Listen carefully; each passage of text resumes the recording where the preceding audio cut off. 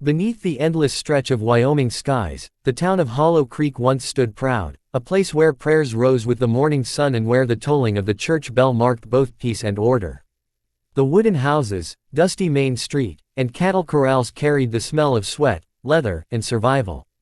At the very heart of this settlement towered a church of weathered white timber, its spire reaching toward heaven, the cross casting long shadows across the parched earth. To the townsfolk, that church was more than faith. It was a promise of protection in a land carved by storms, hunger, and gunpowder. But what the townsfolk never knew was that the very foundation of their sanctuary concealed something dark, a secret older than the town itself. Beneath those wooden floors lay a chamber sealed away by hands long forgotten, where whispers of buried gold had been spoken only in drunken tales and half-remembered legends. Gold, said to have been stolen during the chaos of frontier wars, hidden away in haste by men who trusted neither law nor God.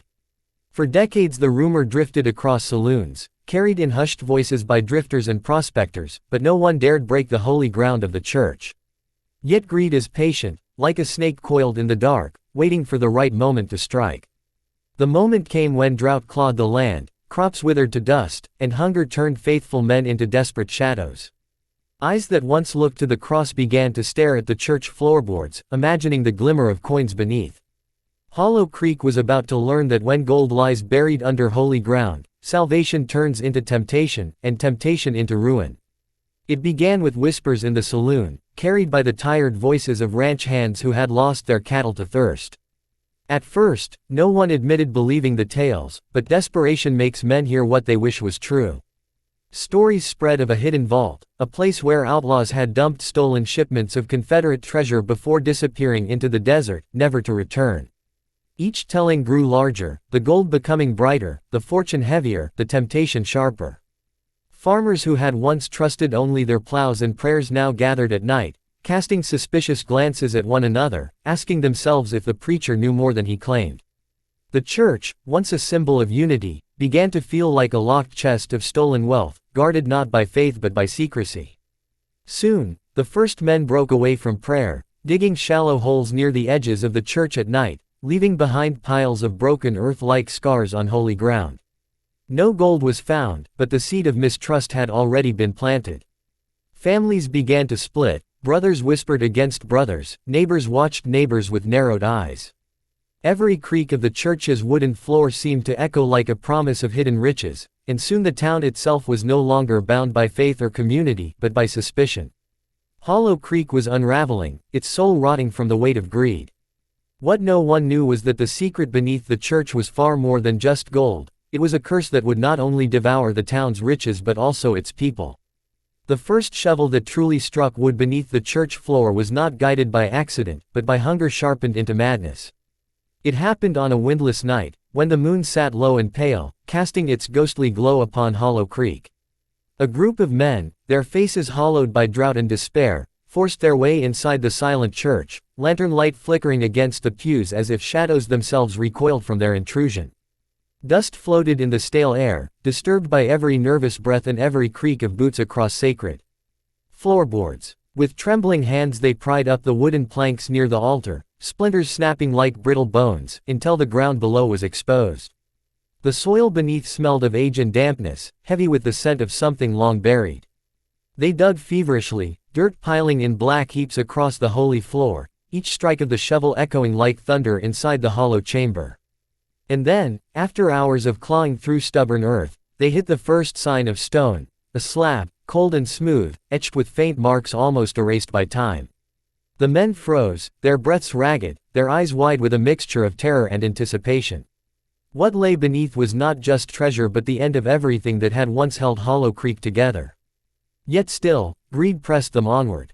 They forced their tools against the stone until it cracked open with a groan that seemed to carry the voices of the dead. Beneath it was not only the glint of coins but the stench of decay, bones tangled with scraps of fabric, skeletons collapsed around the treasure like guardians unwilling to release it. These were not random dead, these were the remains of those who had buried the gold in blood and secrecy, their skeletal fingers forever clutching the curse that had damned them. The men recoiled at first, but greed is stronger than fear. Coins were scooped up, spilling through calloused fingers, their shine brighter than fire in the lamplight. But as the gold rose from its grave, the church itself seemed to groan, the very walls shaking with the weight of desecration. Outside, the wind picked up, rattling shutters, howling through the streets like a warning. And in that moment, Hollow Creek's doom was sealed. For word of the gold would not remain hidden, it would spread like wildfire, consuming everyone who heard it. The church was no longer a sanctuary. It was now a wound, torn open, bleeding greed into every soul within reach of its shadow.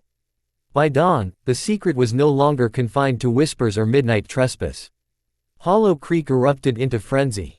Men abandoned their fields, women left their hearths, and children were pulled along like shadows clinging to their families as the entire town surged toward the church. The once peaceful morning bells, meant to call for prayer, now tolled over a mob clawing for wealth. Dust rose thick as hundreds of boots stormed the sacred ground, the crowd's roar mixing with the frantic cries of livestock left untended. Inside the church, the pews were torn apart, holy books thrown aside, crosses splintered underfoot as the crowd pressed forward, each person desperate for a glimpse of the glittering prize. What had once been a house of worship was now an arena of chaos, gold coins scattered across the floor like seeds of destruction. Blood was the first harvest. Fists turned to knives, and knives to pistols, as neighbors tore into neighbors, claiming what their eyes told them was theirs. The preacher, who once stood as the soul of Hollow Creek, tried to raise his voice above the madness, but his words drowned beneath the thunder of rage and greed. By midday, the church reeked of blood, sweat, and smoke from torches carried inside by furious hands.